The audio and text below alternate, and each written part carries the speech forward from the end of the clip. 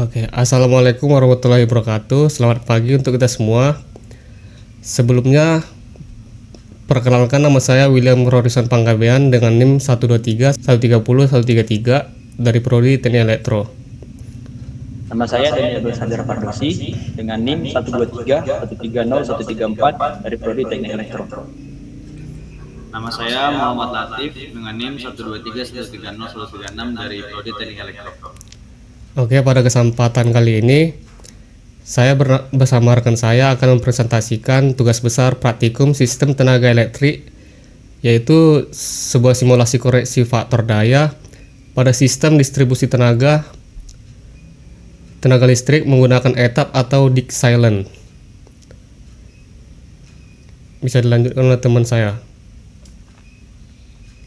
Sebelum kita masuk ke simulasi, pertama-tama kita harus mengetahui dulu apa dasar-dasar teori yang kita gunakan pada simulasi kali ini. Dasar teori yang kita gunakan yang pertama adalah listrik. Listrik adalah bentuk energi fundamental yang berasal dari keberadaan dan pergerakan muatan listrik, terutama elektron. Secara praktis, listrik yang kita manfaatkan adalah arus listrik, yaitu aliran terorganisir dari partikel bermuatan yang bergerak dan melalui penghantar. Fenomena ini diatur oleh beberapa prinsip-prinsip fisika, seperti tegangan, arus, dan hambatan.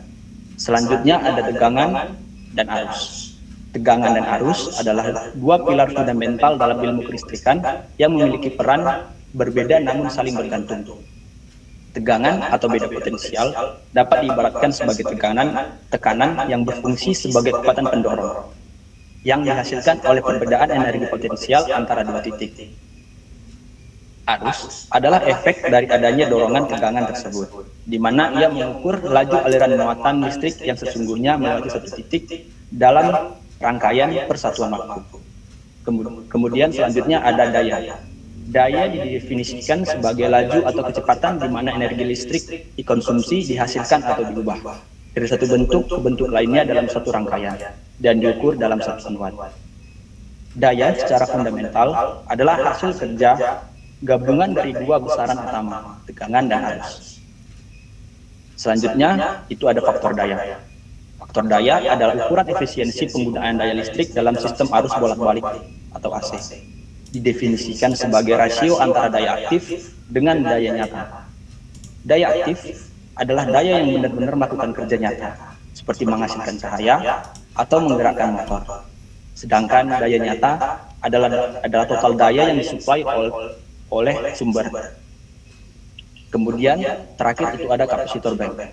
Kapasitor bank adalah kumpulan unit kapasitor yang dirangkai untuk menciptakan nilai kapasitansi yang besar, yang berfungsi utama untuk melakukan koreksi faktor daya dalam sistem listrik arus bolak-balik AC.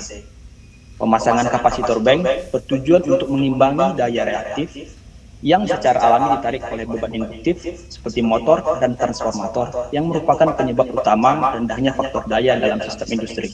Untuk selanjutnya, kita akan masuk ke tahapan simulasi, di mana simulasi yang akan kita lakukan itu dengan aplikasi etap. Nah, di etap ini kita diminta untuk membuat single line diagram yang berisi power grid dan juga bus, kemudian ada kabel, kapasitor sampai dengan beban. Beban itu ada motor dan juga ada lamlot. Nah, dari komponen tersebut kita diminta untuk memberikan spesifikasi atau karakter dari nilai masukan yang kita berikan gitu. Dari sistem distribusi ini, yang pertama dari power grid atau dari sumber listrik suplai daya PLN, kita diminta untuk memberikan daya itu sebesar 20 kV dengan short circuitnya sebesar 200 megavolt ampere. Yang masuk ke bus 1 sebesar 20 kilovolt, kemudian masuk ke kabel 1, yang dimana kabel 1 ini memiliki spesifikasi 200 meter. Nah, kemudian dari kabel 1 akan masuk ke trafo pertama. Diberikan pada soal untuk inputan primernya itu sebesar 250 kVA dan juga untuk sekundernya 0,4 kilovolt tegangannya. Nah, masuklah ke bus 2. Dari bus 2 ini disambungkan ke berbagai beban melalui berbeda-beda kabel juga tentunya. Kabel 2 untuk beban 1 yaitu motor 1, di mana motor 1 itu kita masukkan nilai 30 ditambah 1 digit terakhir NIM. 1 digit terakhir NIM yaitu 3. Selanjutnya untuk beban yang kedua itu 40 ditambah 4 digit NIM.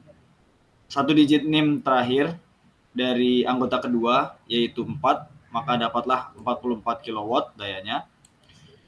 Selanjutnya pada motor ketiga itu 15 ditambah 1 digit NIM terakhir anggota ketiga, yakni 6, 15 tambah 6 dan didapatkan nilai 21 kW. Untuk keterangan dari lamlot ini itu sudah tertera pada soal, yakni sebesar 20 kVA. Nah, dari motor 1 kita masukkan faktor dayanya sebesar 0,75 atau 75%. Motor 2 70% dan lamlot ini sebesar 95% atau 0,95 dan motor ketiga itu 0,80. Setelah kita bentuk single line diagram dari fitur-fitur yang ada pada etap ini, kita dapat jalankan simulasinya. Kita jalankan simulasinya. Nah, ini terdapat tulisan mungkin tidak tampak ya, tapi ini terdapat load flow indicate error di mana terdapat mismatch power yang cukup besar pada trafo. Tuh.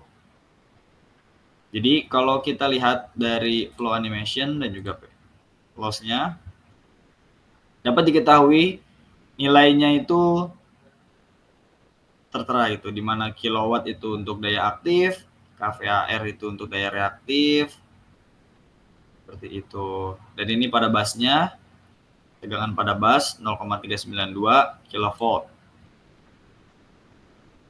Ini rugi-rugi dayanya. Rugi-rugi dayanya.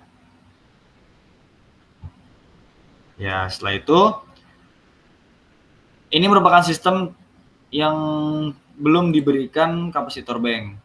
Selanjutnya pada soal diminta kami untuk menambahkan kapasitor bank sebagai langkah peningkatan efisiensi daya. Bagaimana caranya?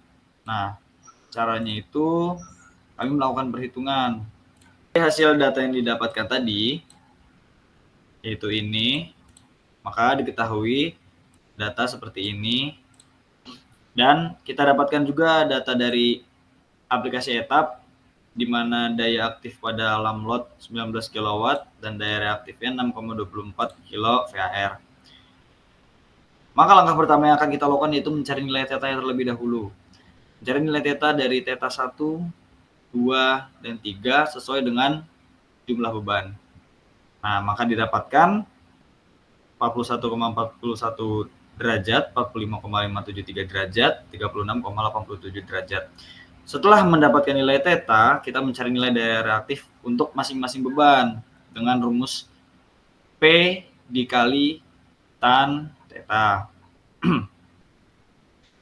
Sudah didapatkan daya reaktif ya dari masing-masing beban, maka kita hitung terlebih dahulu untuk keseluruhan nilai daya aktif, daya reaktif, dan juga daya semu PQS. Dan maka didapatkan daya total itu 117 kW untuk daya aktif, 95,976 kVAR untuk daya reaktif, dan untuk daya semu totalnya itu 151,329 kVAR. Nah, setelah kita dapatkan untuk total PQS tadi, kita mencari PF awal atau power factor awal, di mana power factor itu rumusnya untuk P total dibagi dengan S total, daya aktif dibagi dengan daya semu atau daya kompleks. Sehingga didapatkan 0,773 untuk power factor awal. Nah, inilah yang jadi P1-nya. Untuk P2 yang sudah diketahui di soal itu targetnya 0,95. Nah, karena kita sudah dapatkan nilai-nilai yang menjadi kebutuhan penting untuk menghitung kapasitor, maka langsung saja kita masukkan ke rumus. Yang pertama kita cari tetanya lagi dari power faktor awal dan juga power faktor target. Sudah dapatkan kedua teta ini, kita cari tannya. Untuk tan teta 1 0,821, tan teta 2 0,329.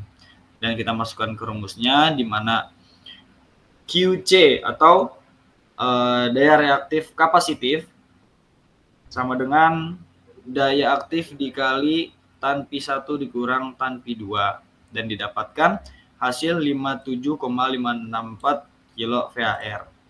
Nah, selanjutnya kita buktikan apakah dari perhitungan ini sistem menjadi lebih efisien ketika kita terapkan. Nah, ini kita tambahkan kapasitor. Ini kapasitor AC ya.